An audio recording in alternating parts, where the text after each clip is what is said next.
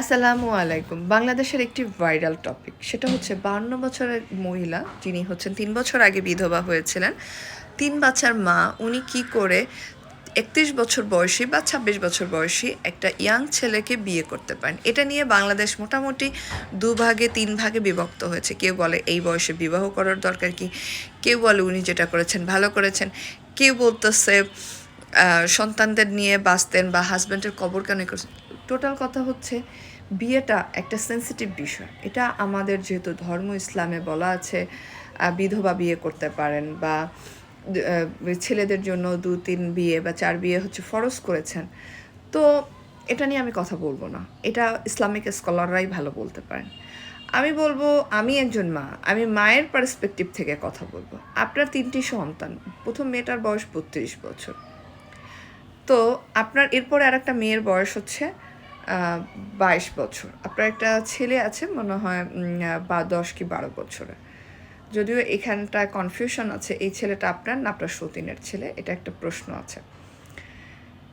এখন কথা হচ্ছে, আপনি তো মা, আপনি বিয়ে করতে পারেন না, আপনি একটা নিজস্ব ব্যক্তিসত্ত্বা, অবশ্যই আপনি একজন নিজের ব্যক্তিসত্ত্বা, আপনি আপনার হাজব্যান্ডের সম্পত্তির উত্তরাধিকার পান। যেভাবে আপনি ইসলামিক রীতিতে বিয়ে করতে পারেন, ঠিক ইসলামিক রীতিতেও আপনার একটা নির্দিষ্ট অ্যামাউন্ট পরিমাণ সম্পদ আপনি আপনার মৃত স্বামীর কাছ থেকে পাবেন। কিন্তু আপনি যখন বিয়ে করলেন তখন আপনি ইসলামিক রীতিতে বিয়ে করলেন, কিন্তু আপনি যখন সম্পত্তির কথা বলতেছেন তখন আপনি ইসলামিক রীতির যতটুকু মানে সম্পত্তি আপনি পাবার মতো আপনি ওইটার কথা বলছেন না। আপনার ছেলে মেয়ে যতখানি সম্পদ পাবে আপনি কিন্তু ততখানি সম্পদ পাবেন না।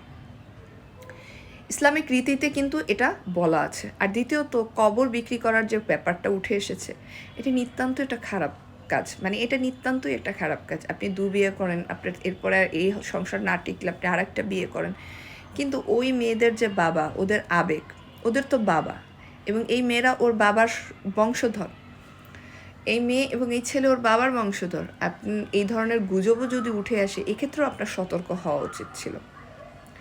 আপনার বাবার সম্পত্তি যদি আপনার মা সেল করার চেষ্টা করতো বা এরকম একটা গুজব উঠতো, বা আপনার মা যদি এরকম একটা বয়সী হতো, আপনি ফিল করতেন আপনি কতটা নিরাপত্তাহীনতায় ভুগতেছেন, আপনার মেয়েরাও ঠিক ততটা নিরাপত্তাহীনতায় ভুগতেছে।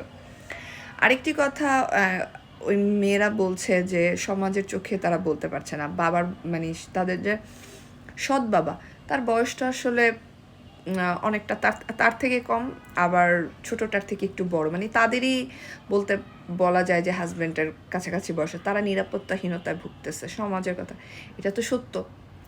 আমরা তো সামাজিক জীব, আমরা তো ছোটো থেকেই পড়ে আসছি, আমরা সামাজিক জীব। তাহলে আপনি যদি এরকম কোনো কাজ করেন, তাহলে এই বাচ্চাগুলো সোসাইটিতে কী পরিমাণ প্রেশার, কী পরিমাণ ইনসল্ট সহ্য করছে। তাহলে কথা হচ্ছে আপনি বিয়ে করবেন না? হে, করবেন। আপনার যেহেতু প্রয়োজন, আপনি বললেন যে আমার বিয়ে করা প্রয়োজন, আমি জিনা বা অন্য কোনো খারাপ কাজ করতে চাচ্ছি না, আমি পারিবারিকভাবে বিয়ে করি। ঠিক আছে, আপনি আপনার পারিবারিকভাবে বিয়ে করছেন, আপনি তো আপনার বাচ্চাদের সাথেও আলাপ করতে পারতেন যে আমি যেহেতু একা হয়ে গেছি, আমি সঙ্গীহীন, তোমরা তোমাদের মতো আছো, আমার সময় কাটছে না। তারাও এই ব্যাপারটা আপনারটা দেখতো হয়তো, আমার কাছে মনে হয়। কারণ দেখেন, উপরের দিকে থুতু মারলে সেই থুতু কিন্তু নিজের গায়ে এসে পড়ে। আপনার মেয়েরা এবং আপনি যা করছেন, এটা অনেকটা উপরের দিকে থুতু মারার মতো। আপনারা পুরোটা সোশ্যাল মিডিয়ায় ভাইরাল, এবং যে মৃত ব্যক্তি যিনি কবরে আছেন, আমরা তো এগুলো আসলে জানি যে এগুলো হচ্ছে দেখেন বা জানেন বা পরবর্তীতে ওনার মানে আপনি একবার একটু চিন্তা করেন, এই মেয়েদের নিরাপত্তাহীনতায় রাখছেন, আপনার নিজের জীবনটাও তো শান্তি না, আপনাকেও সারা মানুষ নিয়ে ছিছি করতেছে। আপনার এমন কাজটা করার দরকারই বা কী ছিল? আপনাকে তো আরেকটু বিচক্ষণ হওয়া উচিত ছিল। আপনি তাহলে এ ধরনের সমস্যা থেকে এড়াতে পারতেন। এবং সর্বোপরি আমরা মেয়েরা, টোটাল কথা হচ্ছে, আমাদের সন্তানের থেকে পৃথিবীর কাউকেই আমরা অত বেশি ভালোবাসি না। এটা একদম সত্য কথা। আপনি কেমন মা আপনার সন্তানদের এরকম অনিরাপদ রেখে, বা মানে হাজব্যান্ডের ঘরে তালা দিয়ে আপনি একজন পুরুষকে সাথে সাথে নিয়ে, আরে ওরাও তো আপনার, ওরা আপনার শরীরের অংশ। আপনি যাকে বিয়ে করছেন সে আপনার আপন, ঠিক আছে, কিন্তু ওরা আপনার শরীরের অংশ। আপনি আপনার নিজের অংশ, নিজের আপনার অর্গানকে মানে রেখে আপনি হাজব্যান্ডকে নিয়ে মানে করছেন। মানে আমি বুঝি না, এগুলো আবেগ না পরকীয়া, না কোন আসক্তির কারণে মানুষ এভাবে চেঞ্জ হয়। মানুষ বিয়ে করতে পারে, কিন্তু মানুষের মন কি করে চেঞ্জ হয়?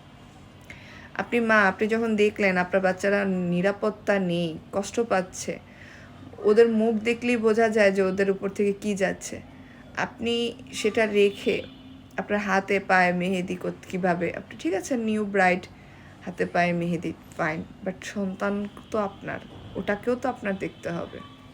সর্বোপরি যত নারীরা আছেন অবশ্যই নিজেকে নিয়ে ভাববেন, কিন্তু সবার প্রথমে আপনার বাচ্চাকে নিয়ে ভাববেন, তারপরে হচ্ছে পৃথিবীর সব কিছু।